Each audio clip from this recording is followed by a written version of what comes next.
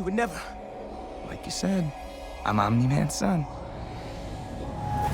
You have no idea what I'm capable of. Now Mark is still dealing with the events of Omni-Man. I will burn this planet down. But don't forget, he's still in high school and it's graduation day. As we have seen before in Spider-Man movies, usually closing with a motivational speech. When you find yourself in the shadow of adversity, do not be afraid. Foreshadowing Mark's fight against the darkness, which we see as he enters the Shadow Realm. I hear the Shadow Realm's lovely this time of year. But when duty calls, Mark is not present during his graduation. He's out superheroing because with great power comes great responsibility. Even with the aftermath of his father's betrayal, or like in Peter's case, Gwen's death, the echoes of fulfillment at your graduation will always be a commemorative day, regardless of if you're a superhero. Be sure to check out my breakdown on episode 1 and everything you need to know before season 2. Now Mark is out fighting Professor Seismic. Doc Seismic. I never taught. Battling on top of Washington Monument, just like Peter did in Homecoming. I'm gonna die. Before we begin, be sure to hit the like button and subscribe to be notified for everything in the world of Invincible. And this time in the title card, more cracks appear, revealing from a foreboding darkness the original title card. This follows Mark's journey as he evolves into a hero to conquer his demons and stray away from Darkseid, leading up to my title sequence episode 2. In about 6 hours, I lose my virginity to a fish.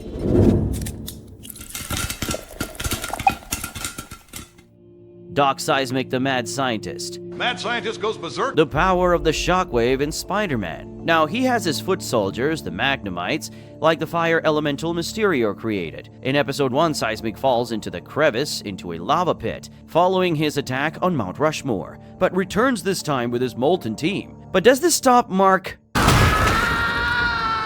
He still manages to get to his graduation, granted his diploma.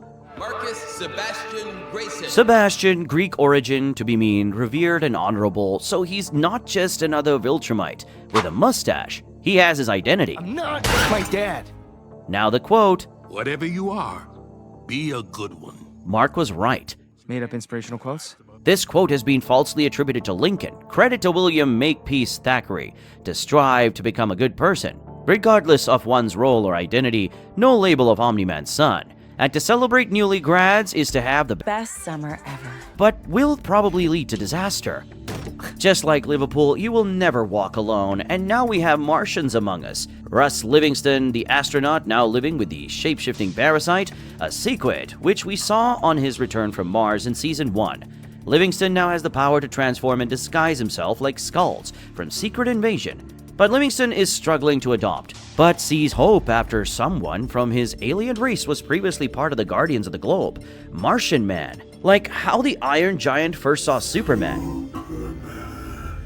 Then they heard the realities of wanting to be a superhero. You still need to live, and you still need to pay rent. You'll get your rent when you fix this damn door! Eve also experienced the struggles of a hero when she tries to do good, cleaning up the wreckage from Omni-Man fight in Chicago, but some backlash and later the adverse effects from her efforts. Poor Eve, all she wants to do is help, even help to offer her family who are struggling financially, but transforming an apple into gold solid. Her powers seem to be Jean Grey, Phoenix level, with the power of the Garden of Eden. Ever since Mark gained his powers, he's adjusting to his new body, with more energy being used or turning into an adult. Don't we just love a cup of coffee? Mark still feels responsible, but it follows Cecil's rules he won't cause destruction. Everything Spider-Man touches comes to ruin. With his emotions still raw, having daddy and now mommy issues, frustrated on what good he can do is only by following the rules. This leads to Debbie confronting Cecil about his control, before seeing a Donald's part of the GDA. Remember, Donald was obliterated by Omni-Man back in Season 1. Is this another Martian or a robot clone? Hey, I'm not the clone, you're the clone. Back at Guardians HQ, Rexplode gets a taste of his own medicine, with his ex-lover now sleeping with Immortal. It could just be Duplicate, is just a bit of a whore. Dwight, you ignorant slut! Mark is deployed to do some surveillance on Gotham City, which was caused by the Dark Magician. Dark Magician! Welcome to Darkwing and Nightboy, this world's Batman and Robins. The city is like another dimension. Nightboy mentions the voices in his head as if he's gone mad, but when Mark is kicked into the Shadow Realm, we get a glimpse of his darker self. Probably a bit of Dr. Jekyll and Mr. Hyde. Now, Invincible is touchy when they talk about his father. First the graduation after party, then with his mother, and now with the vigilante. He wants to stray as far away from Omni-Man, but sometimes the apple doesn't fall far from the tree. I'm Omni-Man's son. You have no idea what I'm capable of. Remember at the start? when you find yourself in the shadow of adversity, do not be afraid. Foreshadowing Mark's descent into evil. The next mission for Mark, an arranged marriage with a fish. While the new Guardians take on B-list villains, the Lizard League, based on Marvel's Serpent Society, but they're foiled by another clone of Rex. Oh wait, that's just Shapesmith. Or is it? It's actually the fake Martian astronaut Livingston, and he joins the team. And his origin story, the generic template for a superhero. How he got his powers, an industrial accident like Electro and Sandman. Powers in a random industrial accident. I fell into a vat of electric eels. I fell into a super collider. Damn, gotta be careful where you fall. For Mark to atone for his father's crime, he must pay the penalty.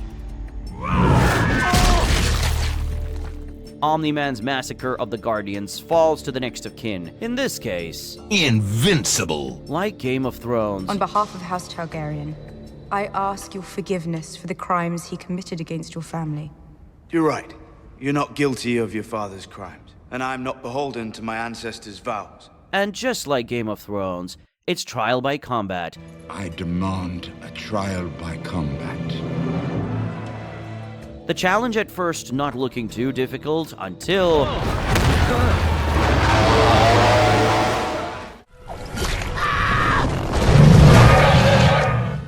Mark pulls the plug on the mission following Cecil's commands, but seeing the underwear Godzilla let loose on Tokyo Atlantis... It looks like Godzilla, but due to international copyright laws, it's not. Still, we should run like it is Godzilla! Mark disobeys, proving he is not his dad, and fends off the city. This is the first time we see a glimpse of Mark's weakness, as the monster hurts. Invincible. With a sonic attack. Cecil takes notes, retrieving the scream audio to develop a weapon to use against a Viltrum. Mark eventually triumphs until he is swallowed into an abyss with the remains of the creature, reminiscent of when Gandalf fought off the demon Balrog. But we won't have to wait too long for his return. Fly, you fools. Eve returns home and learns that she can't just fix everything with her magic fingers. Just like Debbie's new house, the contractor couldn't even assemble her kitchen properly. Fuck! You motherfucker! Cut to another universe, Angstrom Levy has a variant of Mark constrained. This version was defeated, and it looks like it was the hands of the GDA after Omni-Man and... Invincible. joined forces. The use of experimental quantum bombs, which Levy is now wise on, leaving a Mark to face justice to the female GDA. Levy teleports away, traveling the multiverse, gaining the knowledge for his evil plan for revenge. Watch out for episode 3, which I will be doing a full breakdown on. Thanks for watching. If you're enjoying the content, be sure to check out my other videos on the channel, and don't forget to like and subscribe.